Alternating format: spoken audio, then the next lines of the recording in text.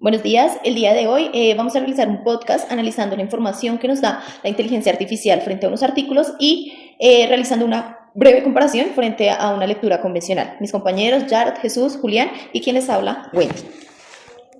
Hola, mi nombre es Jarod y les voy a exponer o les voy a tener un contexto más amplio sobre el primer artículo. El primer artículo, llamado Diabetic Peripheral Neuropathy, Pathology, Mechanics and Treatment.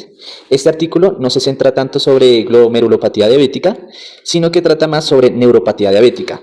Lo que esos mecanismos de patogénicos, diagnósticos y tratamientos no se encuentra tanta relevancia ni información en el primer artículo. En el siguiente artículo, que se titula Diabetic Vascular Tissues, Molecular Mechanisms and Therapeutic Strategy, dedica una gran parte a la glomerulopatía diabética, abordando como tal sus mecanismos moleculares, biomarcadores, estrategias terapéuticas y realizando una comparación con las complicaciones vasculares. Comenzamos con la epidemiología y la importancia clínica, ya que entre el 5% y el 40% de los pacientes con diabetes desarrollan glomerulopatía diabética. Es la principal causa de enfermedad renal terminal y cada año 2,62 millones de personas desarrollan glomerulopatía diabética crónica. Las manifestaciones patológicas está la hipertrofia glomerular, el engrosamiento de la membrana basal, el daño microvascular en glomérulos y túbulos, esclerosis arterial renal y estrechamiento luminal y la reducción de la densidad capilar peritubular. Como mecanismos moleculares y la fisiopatología, tenemos que este artículo destaca tres vías principales. La primera, que es la alteración hemodinámica, que genera una hipertensión intrarrenal, aumentando la presión de perfusión, aumentando el daño microvascular. Esta activando el sistema RAS, que es angiotensina 2, aumentando la presión capilar glomerular, generando una alteración a la autorregulación glomerular y una disfunción endotelial. En el siguiente mecanismo está el estrés oxidativo e inflamación, debido a que la hiperglucemia genera la producción de ROS, que es especies reactivas de oxígeno, activando el factor de necrosis tumoral, liberando las citoquinas proinflamatorias. Esto produciendo finales de glicación avanzada, unión a RAGE, inflamación y fibrosis, y activando la NLP3 para generar una pirotosis y un daño tubular.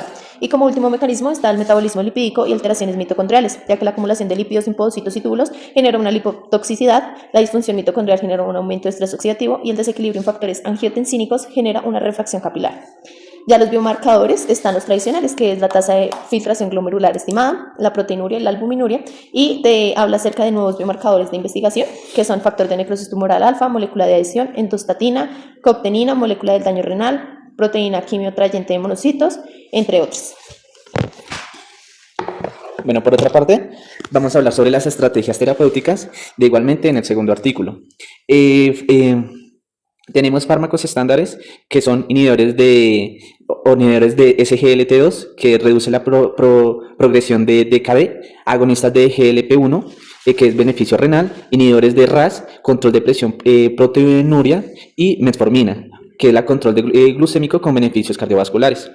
En otro lado, tenemos la relación con otras complicaciones vasculares, que son retinopatía diabética, neuropatía periférica y autonómica.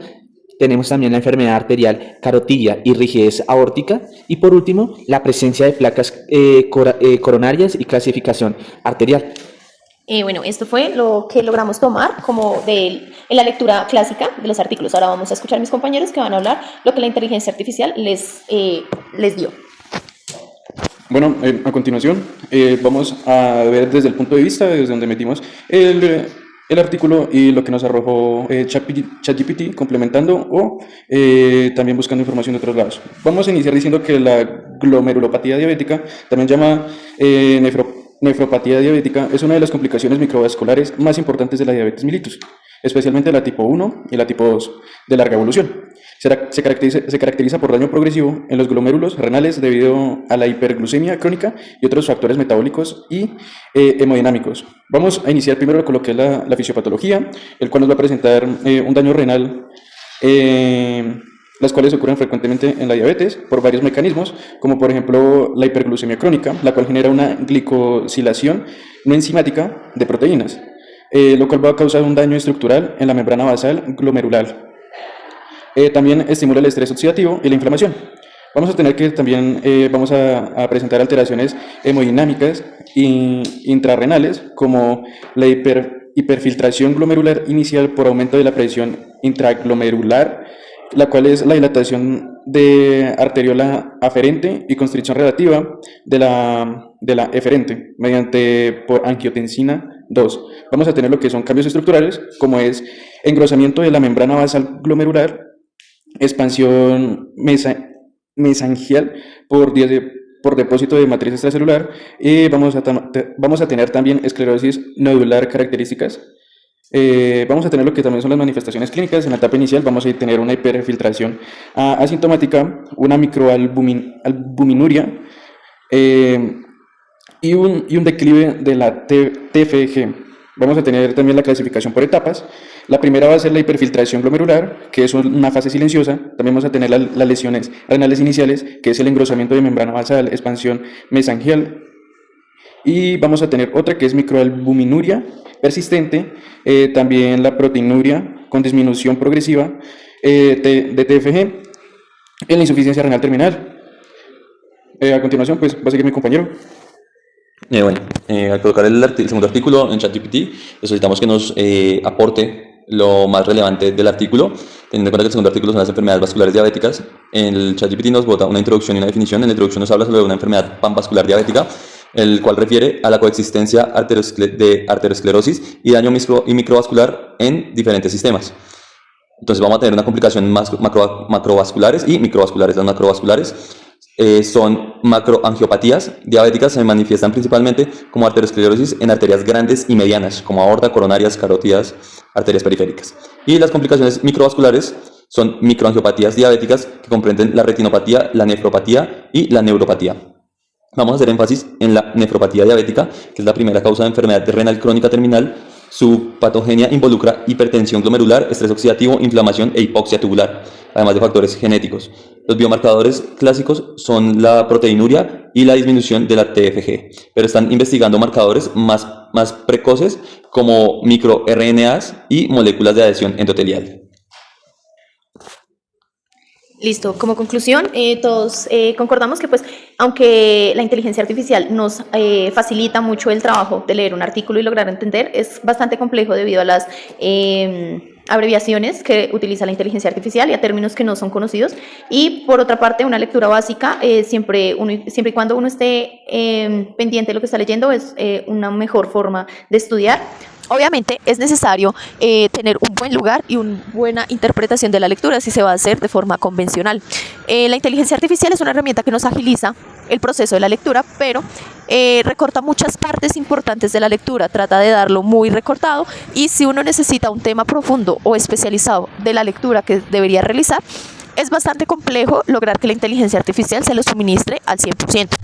Como tal, en mi grupo no podemos decir que es mejor la lectura convencional o la utilización de inteligencia artificial, ya que esto depende de la persona, el análisis intelectual que tenga, el tiempo, el tema, si es de su agrado o no, o qué tanto necesite profundizar en este tema. Debido a que con una lectura convencional, obviamente va a poder adquirir todo el conocimiento mucho más profundo, siempre y cuando la persona tenga un análisis interactivo con la lectura bastante bien. Por otra parte, la inteligencia artificial facilita muchísimo debido al tiempo, esto ayudando a agilizar el proceso de la lectura, pero al recortar mucho es muy difícil tener una profundización fundamental o específica en el tema. Como tal, no podemos aconsejar cuál sea la mejor, pero si la persona tiene tiempo, le gusta el tema, le parece llamativo y cuenta con un buen análisis literario, se recomendaría una lectura convencional, debido a que esto le ayuda a profundizar mucho en el tema. Ya si la persona no tiene tanto tiempo, el tema no es de su agrado o no necesita profundizar tanto en el tema que está estudiando, puede hacer uso de las inteligencias artificiales para agilizar un poco el proceso. Listo, esto sería todo por el día de hoy. Muchísimas gracias. Hasta luego.